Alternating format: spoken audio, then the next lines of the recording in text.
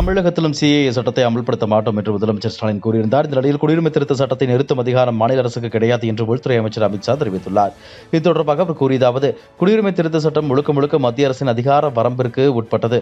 குடியுரிமை திருத்த சட்டத்தை நிறுத்தும் அதிகாரம் மாநில அரசுக்கு கிடையாது. மத்திய அரசின் வரம்பில் உள்ள சிஏஏவை தமிழக அரசால் எப்படி நிறுத்த முடியும்? காஷ்மீர் முதல் கன்னியாகுமரி வரை குடியுரிமை திருத்த சட்டம் அமலாவது உறுதி. ஸ்டாலின், பினராயி விஜயன், மம்தா பானர்ஜி ஆகியோர் வாக்கு வங்கி அரசியல் செய்கின்றனர். சிஏஏ யாருடைய குடியுரிமையும் பறிப்பதற்கான சட்டமல்ல. இந்து கிறிஸ்தவ அகதிகளுக்கு குடியுரிமை அளிக்கவே சிஏஏ சட்டம் என கூறினார். மகாத்மா காந்தி தேசிய ஊரக வேலை உறுதி திட்ட தொழிலாளர்களுக்கு வழங்கப்பட வேண்டிய ஊதிய நிலுவைத் தொகையை உடனடியாக விடுவிக்க கோரி மத்திய அமைச்சர் கிரிராஜ் சிங்கிற்கு முதலமைச்சர் ஸ்டாலின் கடிதம் எழுதியுள்ளார்.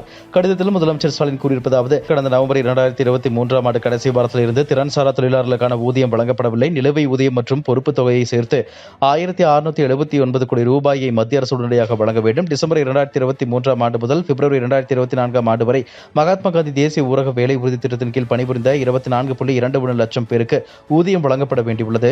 மகாத்மா காந்தி தேசிய ஊரக வேலை உறுதி திட்டத்தில் பணிபுரியும் தொழிலாளர்களுக்கு வழங்க வேண்டிய ஊதிய நிலுவைத் தொகையை உடனடியாக விடுவிக்க வேண்டும் என்று வலியுறுத்தியுள்ளார். திமுகவின் அவல ஆட்சியை அம்பலப்படுத்திக் கொண்டுதான் இருப்போம் என தமிழக பாஜக தலைவர் அண்ணாமலை தெரிவித்துள்ளார். இதுகுறித்து அண்ணாமலை கூறியிருப்பதாவது, சர்வதேச போதைப் பொருள் கடத்தல் கும்பலின் தலைவரான முன்னாள் திமுக நிர்வாகி ஜாபர் சாதிக்கின் போதைப் பொருள் கடத்தல் கும்பல் பிடிபட்டு சுமார் 1 மாதமாகிறது. தமிழகத்தில் உள்ள போதைப் பொருள் புழக்கம் குறித்து பிரதமர் மோடி கவலை தெரிவித்திருக்கிறார். தமிழகத்தில் போதைப் பொருள் புழக்கம் திமுக ஆட்சிக்கு வந்த பிறகு அதிகரித்து விட்டது என்ற உண்மையை கூறியதற்காக என் மீது அவதூறு வழக்கு தொடர்ந்திருக்கிறார்.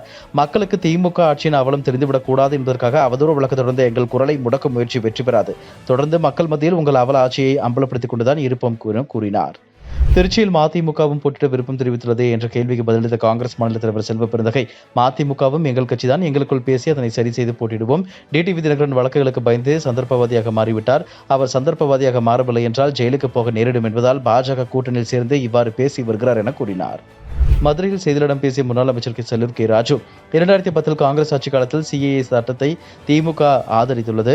காங்கிரஸ் ஆட்சி காலத்தில் சிஏஏ சட்டத்திற்கு அதிமுக நாடாளுமன்ற உறுப்பினர்கள் எதிர்ப்பு தெரிவித்திருக்கிறார்கள். திமுக நாடாளுமன்ற உறுப்பினர்கள் 5 வருடங்களாக எண்ணத்தை கிழித்தார்கள். இனி வெற்றி பெற்று எண்ணத்தை கிழிக்கப் போகிறார்கள். தமிழக மக்களின் ஜீவாதார பிரச்சனைகளுக்காக திமுக நாடாளுமன்ற உறுப்பினர்கள் குரல் கொடுத்து என்ன நடவடிக்கை எடுத்துள்ளார்கள்? கூட்டணி அமைக்க வலுவில்லாதவர்கள் தான் பயப்பட வேண்டும். வலு உள்ளவர்கள் ஏன் பயப்பட வேண்டும்? அதிமுக தில்லாக வலுவுடன் உள்ளது. மோடி தமிழ்நாட்டுக்கு வருவது 10ஓடு 11ஆக பார்க்க வேண்டும். மத்திய அரசு தமிழ்நாட்டுக்கு செய்த திட்டங்களை பிரதமர் மோடி சொல்ல வேண்டும் என கூறினார்.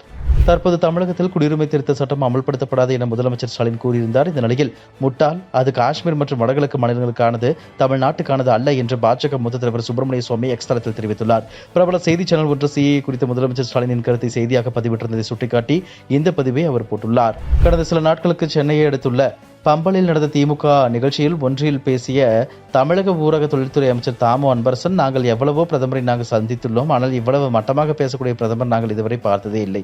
திமுகவே அழைத்து விடுவேன் என கூறியுள்ளார். நான் மட்டும் அமைச்சர் பொறுப்பில் இல்லாமல் இருந்திருந்தால் அவரை பீஸ் ஆக்கியிருப்பேன் என கூறினார். இந்நிலையில் பிரதமர் மோடிக்கு தமிழக அமைச்சர் தாமோ அன்பரசன் கொலை மிரட்டல் விடுத்ததாக உச்சநீதிமன்ற வழக்கறிஞர் சைசை ரஞ்சன் டெல்லி காவல் நிலையத்தில் புகார் அளித்துள்ளார். இந்த புகாரின் அடிப்படையில் கொலை மிரட்டல், பொது அமைதிக்கு குந்தகம் விளைவித்தல் உள்ள 5 பிரிவுகளின் கீழ் அமைச்சர் தாமோ அன்பரசன் மீது டெல்லி காவல்துறை வழக்கு பதிவு செய்துள்ளது. ஏற்கனவே சனாதனம் குறித்து பேசி சர்ச்சையில் சிக்கிய அமைச்சர் உதயநிதி மீது வட மாநிலங்களில் வழக்கு பதிவு செய்யப்பட்ட வரும் நிலையில் மற்றொரு திமுக அமைச்சர் தாமோ அன்பரசனுக்கு இது சிக்கலை ஏற்படுத்தியுள்ளது. இந்திய தேர்தல் ஆணையத்தில் 2 தேர்தல் ஆணையர்களுக்கு பதவி காலியாக இருந்தது. 2 ஆணையர்களை தேர்வு செய்வதற்கான ஆலோசனை கூட்டம் பிரதமர் மோடி தலைமையில் நடைபெற்றது. இந்த நிலையில் பஞ்சாப் மாநிலத்தின் சுக்பீர் சந்து, கேரள மாநிலத்தின் ஞானேஷ்குமார் ஆகியோர் தேர்தல் ஆணையர்களாக தேர்வு செய்யப்பட்டுள்ளனர். காங்கிரஸ் கட்சியின் மக்களவைத் தலைவரான ஆதிர் ரஞ்சன் சௌத்ரி இந்த தகவலை தெரிவித்துள்ளார். இதுபோன்ற செய்திகளை மேலும் தெரிந்து கொள்ள எங்களது யூடியூப், ஃபேஸ்புக் மற்றும் ட்விட்டர் ஆப்களை சப்ஸ்கிரைப் செய்யவும்.